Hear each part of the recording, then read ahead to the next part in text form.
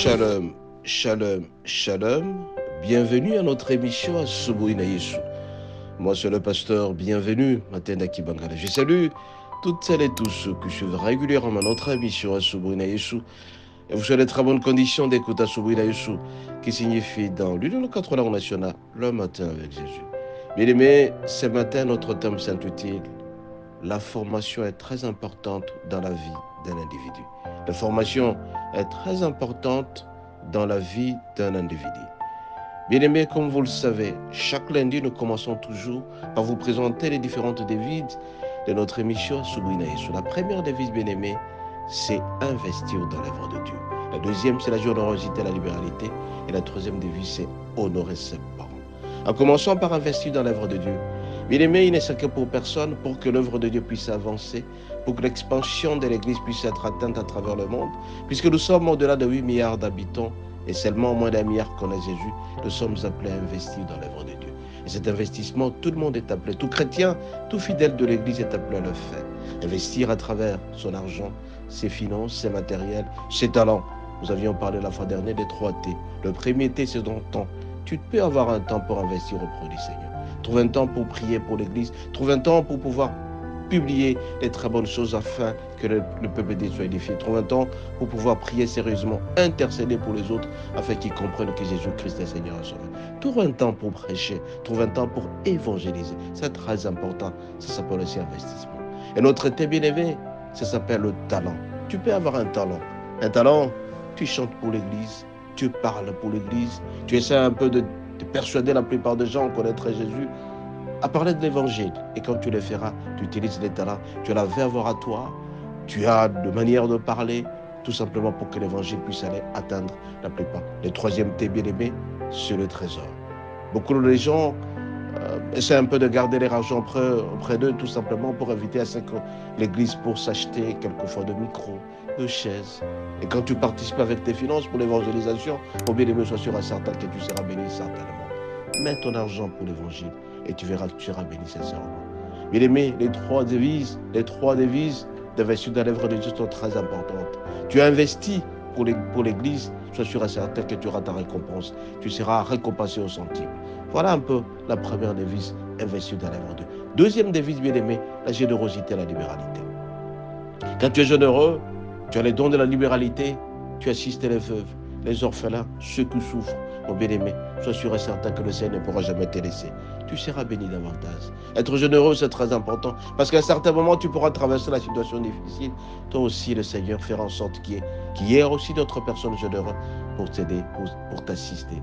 Ça s'appelle, on n'est jamais heureux seul si les autres sont en train de souffrir.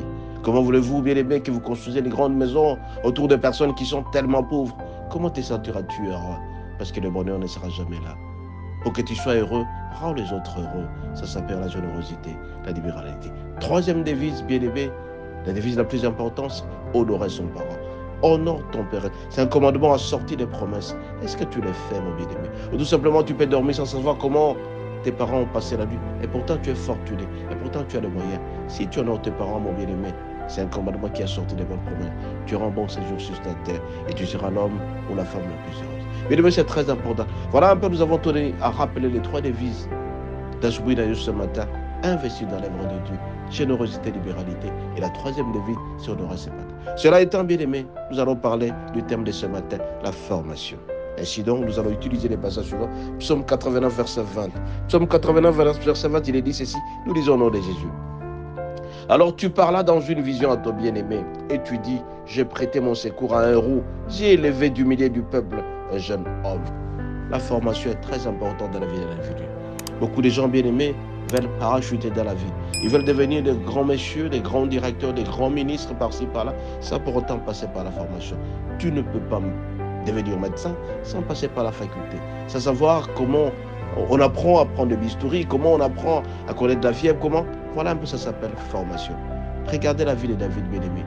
Alors qu'il y avait la révélation à travers le serviteur de Dieu, Samuel, qui lui a dit qu'il allait devenir roi. Il était obligé d'attendre 13 ans pour le devenir. Parce que tout simplement, il était obligé de passer par plusieurs formations. Combien de fois, bien aimé, nous ne constatons pas la jeunesse qui voudrait tout simplement parachuter sans passer par la formation. La formation, c'est aller aux études. Pour être licencié, on doit passer par l'école primaire, secondaire et université. À ce moment-là, on est très bien formé. La plupart des fois, bien aimé, vous ne pouvez pas aller faire quelque chose, vous ne pouvez pas aller enseigner, sans pour autant vous préparer. Ça s'appelle formation. Combien de fois certains pasteurs sont en train de patauger parce que tout simplement n'ont pas su se préparer avant d'aller au culte. Vous êtes obligé de vous préparer de temps en temps avant de faire quelque chose. Vous avez des examens à passer à l'université, préparez-vous, formez-vous. Il n'y a pas d'autodidaxie, n'importe comment. Vous devez vous préparer, être bien formé. Alors que David s'attendait à être roi immédiatement 2 jours après, mais le Seigneur l'a fait passer par cette telle formation qui était une bonne direction pour lui et il a réussi sa vie. Pour réussir sa vie, vous devez avoir un talent. Et les talents, ça se cultive. Et les talents, ça se prépare. Et les talents, ça se forme. Vous voulez devenir un bon chanteur? Soyez formé en devenant musicien. Vous voulez devenir un bon médecin? Vous devez être bien formé, vous devez faire des formations, des stages par-ci, par-là. Ça s'appelle formation. Vous voulez vous marier? Suivez ce que les parents vous disent. Un homme ne peut jamais se marier sans moyens. Un homme ne peut jamais se marier sans avoir étudié, sans avoir connaître le caractère, sans avoir connu certains caractères de certaines personnes. Ça s'appelle formation. Tant de fois, bien aimés, nous pensons être parachutés sans être formés. Tu ne peux pas devenir pasteur sans pour autant lire la Bible. On ne peut pas raconter n'importe quoi sans avoir lu. Ça s'appelle formation. Dans la vie, un homme doit avoir une spécialité qu'il maîtrise bien. Si tu n'as pas de spécialité, mon bien-aimé, tu vas regretter un jour, tu vas commencer à parler politique à tout moment et pourtant tu ne connais rien. Raison pour laquelle la plupart des fois, bien-aimé, vous devez vous préparer parce que quand on a besoin de quelqu'un qui a une spécialisation, une spécialité, puisque tu t'es formé, tu seras pris directement. Il ne faut jamais rester dans la mêlée, bien-aimé. Vous devez avoir une spécialité, une spécialisation. Raison pour laquelle certains médecins, ils sont tellement nombreux, mais ils se disent, je vais me spécialiser en tel, en chirurgie, en gynéco, voilà, une spécialité. Et tant de fois, quand on a besoin de quelqu'un, on se rappelle à vous. Ça s'appelle formation.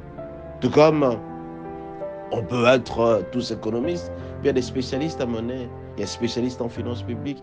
Donc chacun doit avoir son domaine qu'il maîtrise bien. Ça fait formation. Alors pour être pris dans la société, pour être considéré, l'homme doit avoir une certaine maîtrise quelque part, une certaine formation quelque part. Ne pensez pas que tout tombera du ciel, mais tu dois être fort. Moi, bien aimé, ce matin, je viens tout simplement auprès de toi pour t'alerter que tu ne peux pas réussir quelque part si tu n'es pas formé. Pour réussir dans la vie, il faut avoir une certaine formation, être assis. Mais si tu n'es pas assis, mon bien-aimé, tu seras considéré comme étant tout le monde.